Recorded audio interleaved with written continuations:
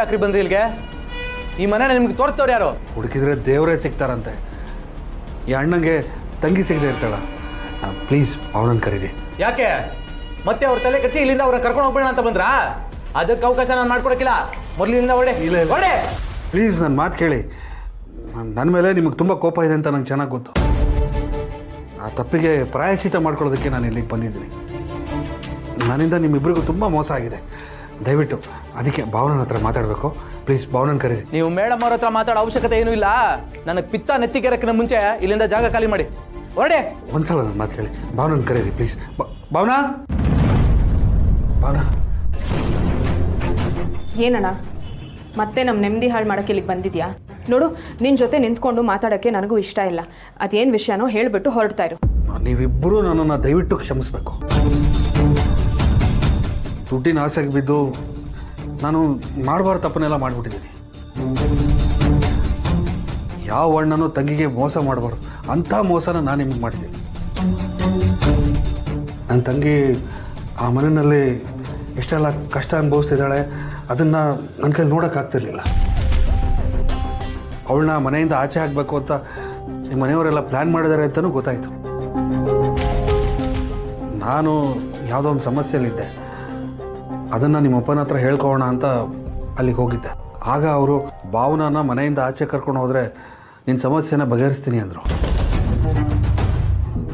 ಅದಕ್ಕೆ ಜಗಳಾಡೋ ನಾಟಕ ಆಡಿ ಭಾವನಾನ ಮನೆಯಿಂದ ಕರ್ಕೊಂಬಂದೆ. ಆಮೇಲೆ ನಮ್ಮ ಮನೇಲಿ ಇದ್ದ ಮೇಲೆ ನಿಮ್ಮಿಬ್ಬರನ್ನ ದೂರ ಮಾಡಬೇಕು ಅನ್ನೋ ಉದ್ದೇಶ ನನಗೆ ಖಂಡಿತ ಇರಲಿಲ್ಲ. ನಿಮ್ಮಿಬ್ಬರಿಗೆ ಪ್ರೈವೇಸಿ ಸಿಗಬೇಕು ಅಂತ ನಮ್ಮನೆ ಮೇಲಿರುವಂಥ ಭಾವನೆಗೆ ಹೇಳಿದೆ. ಅದಕ್ಕೆ ಅವಳು ಸಿಟ್ಟು ಮಾಡಿಕೊಂಡು ಜಗಳ ಆಡಿಕೊಂಡು ಮನೆ ಬಿಟ್ಟು ಹೋದ್ಲು. ಇಲ್ಲಿ ನೋಡಿದ್ರೆ ನೀವಿಬ್ಬರು ಒಟ್ಟಿಗೆ ಇದ್ದೀರಾ ಅಂದಮೇಲೆ ನಂದೇನೂ ತಪ್ಪಿಲ್ಲ ಅಲ್ವಾ? ಈಗ ನಾವಿಬ್ರು ಸಂತೋಷವಾಗಿರೋದು ನಿನ್ನಿಂದ ನೋಡೋಕ್ಕಾಗ್ತಿಲ್ಲ. ಈಗಲೂ ನಮ್ಮಿಬ್ಬರನ್ನ ದೂರ ಮಾಡೋಕ್ಕೆ ಬಂದಿದ್ಯಾ ಅಲ್ವಾ? ಒಟ್ಟಿನಲ್ಲಿ ನಾವಿಬ್ರು ಎಲ್ಲೇ ಇದ್ರೂ ನೆಮ್ಮದಿಯಾಗಿರಬಾರ್ದು ಅಂತ ನಿರ್ಧಾರ ಮಾಡಿಬಿಟ್ಟಿದ್ಯಾ ಅಲ್ವಾ? ಅಯ್ಯೋ ಇಲ್ಲಮ್ಮ, ನನ್ನ ಉದ್ದೇಶ ಆಗಿರಲಿಲ್ಲ. ನಾನು ತುಂಬ ಕಷ್ಟದಲ್ಲಿದ್ದೀನಿ. ನೀವಿಬ್ಬರು ಒಪ್ಕೊಂಡ್ರೆ ನನ್ನ ಕಷ್ಟನ ಬಗೆಹರಿಸ್ಬೋದು. ಪ್ಲೀಸ್ ಒಪ್ಕೊಳ್ಳಿ. ಅಂದ್ರೆ ಮತ್ತೆ ನಿಮ್ ಕಷ್ಟದ ಪರಿಹಾರಕ್ಕೆ ನಮ್ಮನ್ನ ಬಳಸ್ಕೋಬೇಕು ಅಂತ ಇಲ್ಲಿಗೆ ಬಂದಿದ್ದೀರಾ? ಮೇಡಮ್ ಅವರೇ, ಇವ್ರ ಹತ್ರ ಹುಷಾರಾಗಿರಿ. ಇಲ್ಲದೆ ಹೋದ್ರೆ ತಮ್ಮ ಬೇಳೆಕಾಳನ್ನ ನಮ್ಮ ಮನೇಲಿ ಬೇಯಿಸ್ಕೊಂಡ್ಬಿಡ್ತಾರೆ.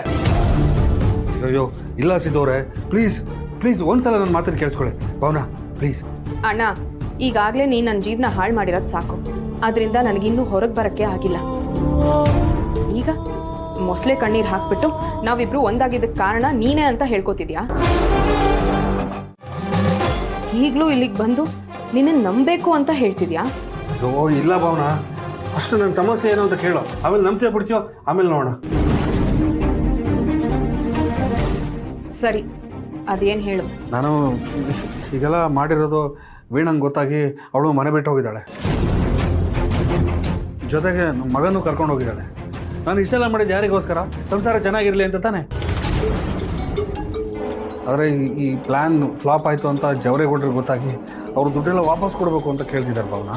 ಓಹೋ, ದುಡ್ಡು ವಾಪಸ್ ಕೇಳ್ತವ್ರಾ? ದುಡ್ಡು ವಾಪಸ್ ಕೇಳ್ತವ್ರ ಅಂದಮೇಲೆ ತಗೊಂಡು ಕೊಟ್ಬಿಡಿ. ಆಗ್ಲಾದ್ರೂ ನೀವು ಒಳ್ಳೆಯವರು ಬದಲಾಗಿದ್ದೀರಾ ಅಂತ ವೀಣಕ್ಕ ನಂಬೋದು. ಎಲ್ಲಿಂದ ಕೊಡಲಿ ನಾನು? ಆ ದುಡ್ಡನ್ನೆಲ್ಲ ಯಾರಿಗೆ ಕೊಡಬೇಕು ಅವ್ರಿಗೆಲ್ಲ ಕೊಟ್ಬಿಟ್ಟಿದ್ದೀನಿ.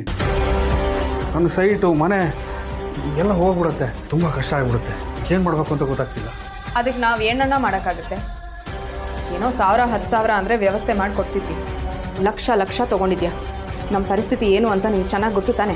ಅಯ್ಯೋ ಅದೆಲ್ಲ ಗೊತ್ತಿದೆಯಮ್ಮ. ಆದರೆ ನೀವಿಬ್ಬರು ಮನಸ್ಸು ಮಾಡಿದ್ರೆ ಈ ಸಮಸ್ಯೆ ಕ್ಲಿಯರ್ ಆಗುತ್ತೆ. ನನಗೋಸ್ಕರ ಒಂದು 3 ತಿಂಗಳು ನೀವಿಬ್ಬರು ಬೇರೆ ಬೇರೆ ಆಗಿರಬೇಕು.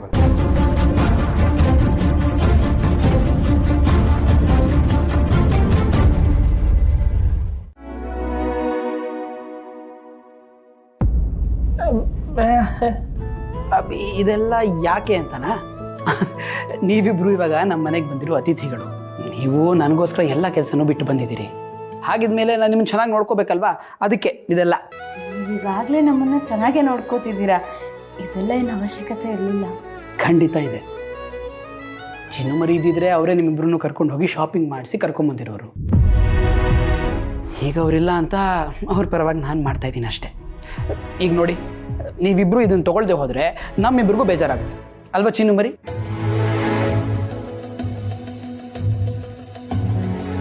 ಸರಿ, ನೀವಿಬ್ಬರು ಇದನ್ನೆಲ್ಲ ಒಳಗಿಟ್ಬಿಟ್ಟು ಬನ್ನಿ. ನೀವಿಬ್ಬರು ಹೊರಗೆ ಹೋಗ್ಬೇಕಲ್ಲ? ಹೊರಡ್ಬೇಕಾ? ಹಾಂ,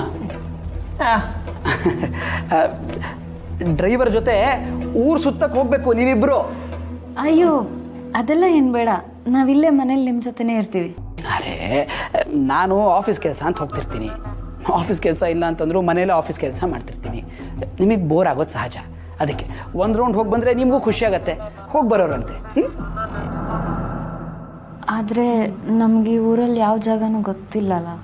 ಅದಕ್ಕೇನು, ನನ್ನ ಡ್ರೈವರ್ ಪುರುಷಿ ಎಲ್ಲ ಜಾಗನೂ ಸರಿಯಾಗಿ ತೋರಿಸ್ಕೊಂಡು ನಿಮ್ಮನ್ನು ಸೇಫಾಗಿ ಕರ್ಕೊಂಡ್ಬರ್ತಾನೆ ಅಲ್ವಾ ಚಿನ್ನು ಮರಿ? ನೀವೇನು ಯೋಚನೆ ಮಾಡಬೇಡಿ, ಹೋಗಿ ಒಳಗೆ ಇಟ್ಬಿಟ್ಟು ಬನ್ನಿ. ಅಷ್ಟರಲ್ಲಿ ನಾನು ಫೋನ್ ಮಾಡ್ತೀನಿ.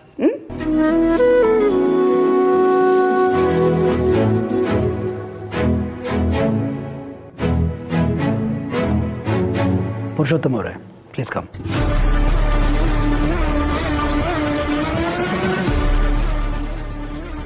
ನಮಸ್ತೆ ಪುರುಷೋತ್ತಮ ಅವರೇ. ನೋಡಿ, ಬೆಂಕಿ ಮತ್ತು ಚಲ್ಬಿ ಅವರನ್ನು ಸೇಫಾಗಿ ಕರ್ಕೊಂಡು ಹೋಗಿ ಬರಬೇಕು. ಆಮೇಲೆ ಇನ್ನೊಂದು ವಿಷಯ, ಅವರು ಎಲ್ಲೆಲ್ಲಿ ಗಾಡಿನ ನಿಲ್ಲಿಸ್ತಾರೆ ಮತ್ತು ಯಾರ ಜೊತೆ ಫೋನಲ್ಲಿ ಮಾತಾಡ್ತಾರೆ, ಈ ಅಪ್ಡೇಟ್ಸ್ನೆಲ್ಲ ನನಗೆ ರೆಗ್ಯುಲರಾಗಿ ಕೊಡಬೇಕು. Okay sir.